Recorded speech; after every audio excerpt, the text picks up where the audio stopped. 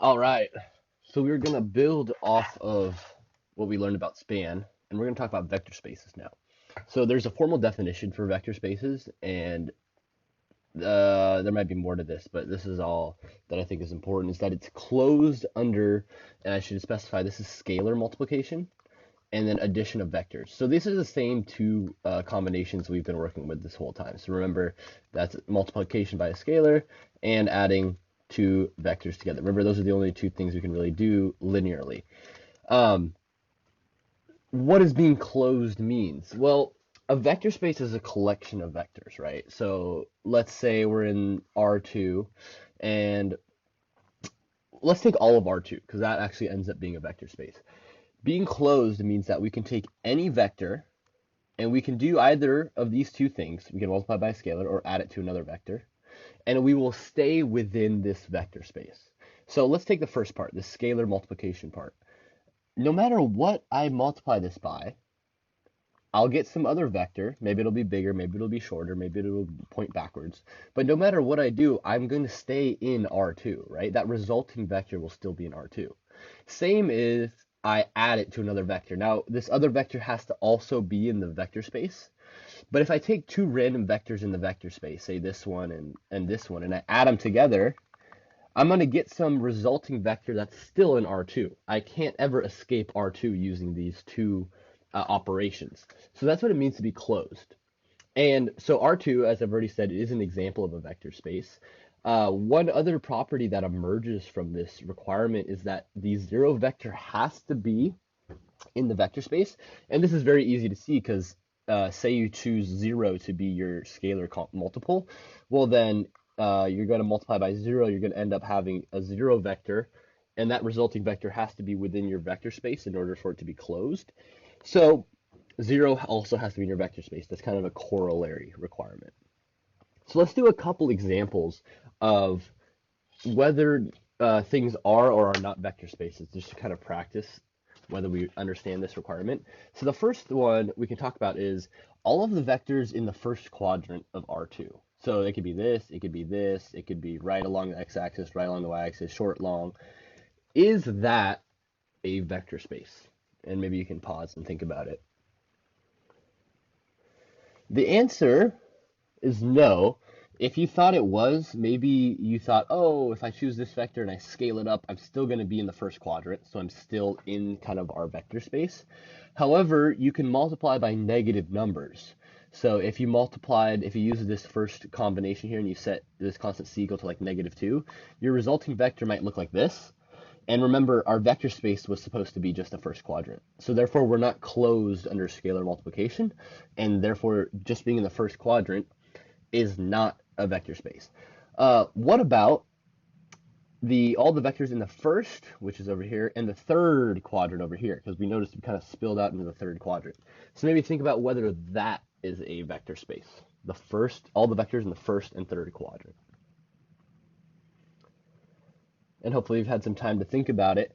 While it's tempting to think that adding the third quadrant fixes our problem of not being closed under scalar multiplication, another thing you have to be careful of is, for example, this vector is in the third quadrant. But what happens if we say take one of our first quadrant vectors like this and add one of our third quadrant vectors like this? Well, our resulting vector, it actually is like that. And suddenly we've spilled over into the fourth quadrant, or I guess it's Roman numerals, whatever. The fourth quadrant, and that is outside what is our defined vector space was supposed to be. So therefore, it is not closed under addition. So neither of those were vector spaces. Let's actually take another look at something that is a vector space. I'll just tell you straight up. And that is the line y equals x. So like all the vectors that lie along the line y equals x. And let's look at what that might look like. Right, all these vectors. And if you think about it, maybe it makes sense. You choose some vector on this line, you scale it up or down, you're going to still be within y equals x. If you take some vector on this line and another vector on this line, you add them together, they're just going to end up somewhere else on this line. So we're closed under scalar multiplication and addition, and we, of course, have our 0 vector in there.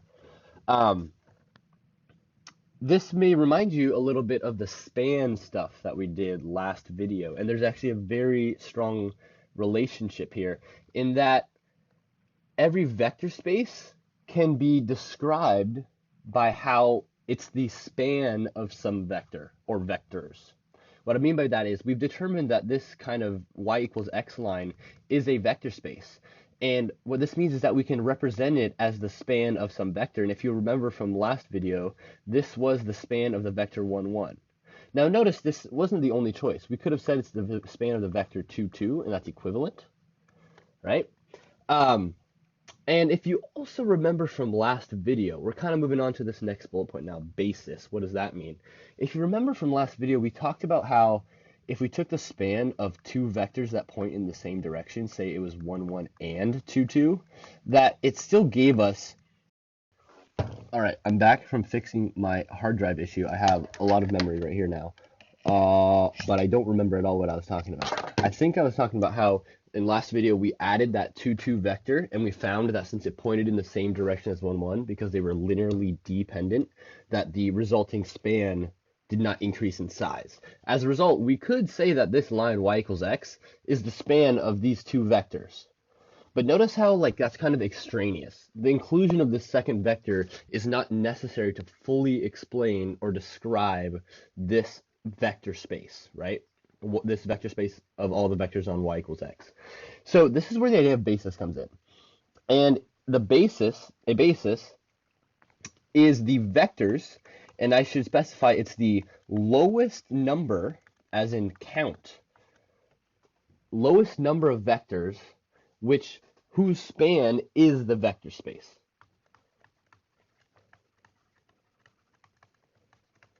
So the span of these vectors or vector will be the vector space. So in our case, 1, 1 is a basis for this vector space we made up, which is all the vectors on this line.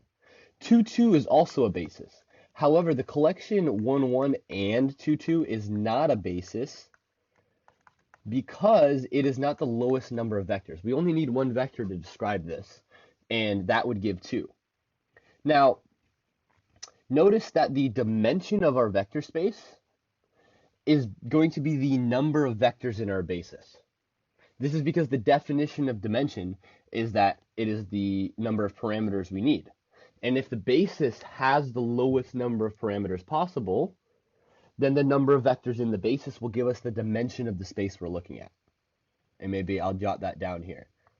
So number of vectors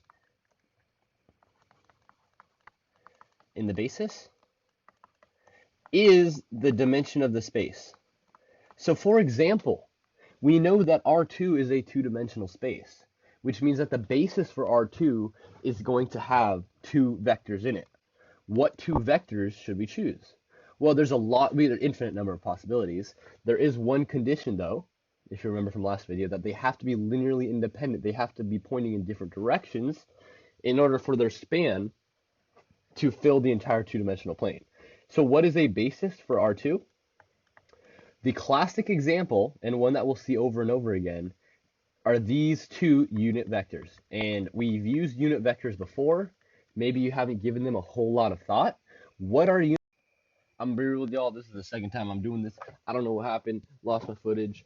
I'm not very good at this, as you can probably tell. But let's do this. We're gonna voice over the last little bit of this video here. Basically, we were talking about how we can choose unit vectors to span all of R2. And the easiest way to do that is to just pick a little interval along the x-axis and a little interval along the y-axis. And in doing so, really define what the x and y-axes are. And again, we haven't probably put much thought to how to define an x and y axis or what unit vectors are. But in linear algebra, there is a strict definition for them in that they have to be linearly independent, and that since there's 2 of them, their span defines a two-dimensional space, which we call the coordinate plane, the Cartesian coordinate plane. So that's an interesting application of this idea of subspaces and bases and things like that. Again, you can do this for 3-dimensional vectors too if you have 3 different unit vectors, I, j, and k, if you remember from multivariable calculus. And this can expand to higher dimensions, of course. The thing is, though, it gets harder and harder to check for linear independence as you go up in dimension. So in 2 dimensions, it's easy to see that 1, 1, and 2, 2 point in the same direction because they're scalar multiples of each other. But for example, in 3-dimensional space here, these three vectors, it's kind of hard to tell whether these point in the same direction or different directions. I tried to make it so that the third one is actually in the same plane as the other two, making it linearly dependent on the other two. And again, we'll go into more detail on what makes linear independence in higher dimensions. But uh, to figure out whether something is linearly independent is something that we'll talk about in the next video, and this will actually connect to how to solve systems of equations using matrices, which is like a huge thing. Like every first unit of every linear algebra textbook pretty much ever is about how to solve systems of equations using matrices, because that's a big deal. So we'll talk about that next video, and kind of how those two things relate to each other.